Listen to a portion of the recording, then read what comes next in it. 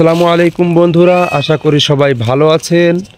আমি আলী হোসেন। আজ আপনাদের দেখাবো কিং কবুতরের ডিম দেওয়ার পর করণীয় বা কি করলে আপনার কিং কবুতরের ডিম থেকে সুন্দর সুন্দর সুস্থ সবল বাচ্চা পাবেন।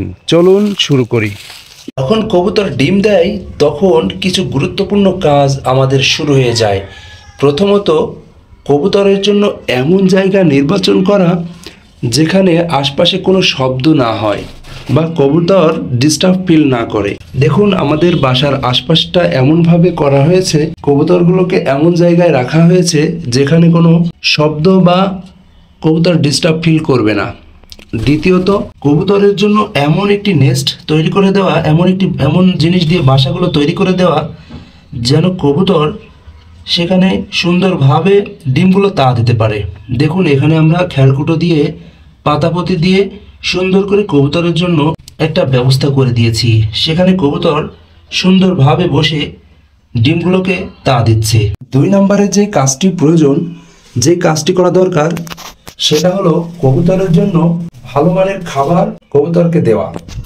দেখুন, আমরা আমাদের কবুতরকে মিক্স যে খাবারগুলো পাওয়া যায় সেই মিক্স খাবারগুলোই দিয়েছি। এর মধ্যে রয়েছে ভুট্টা, গম, ধান, সূর্যমুখীর বীজ, মিলেট, ক্যানারি ইত্যাদি অনেক খাবার রয়েছে। তারপর কবুতরের জন্য পরিষ্কার পানির ব্যবস্থা করতে হবে।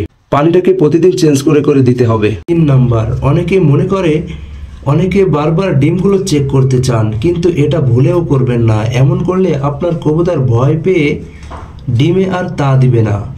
যদি দেখেন যে আপনার কবুতর ডিমে তা দিচ্ছে না, তখন ডিমগুলো চেক করতে পারেন।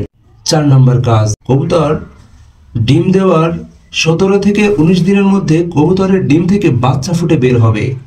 যখন বাচ্চা ফোটার সময় হবে তখন কবুতরের ডিম থেকে বাচ্চার শব্দ শুনতে পাবেন। এই সময় কবুতর এক ধরনের ক্রপ মিল কবুতরকে খাইয়ে থাকে। এই সময় আপনার কাজ হবে আশপাশটা নিরাপদ ও শান্ত রাখা। তো বন্ধুরা, এভাবেই আমরা আমাদের কবুতরকে যত্ন নিতে পারি। আজ এই পর্যন্তই। যদি ভিডিওটি ভালো লেগে থাকে অবশ্যই একটি লাইক করে দিবেন এবং চ্যানেলটি সাবস্ক্রাইব করে আমাদের সাথেই থাকবেন। আসসালামু আলাইকুম ওয়া রাহমাতুল্লাহ।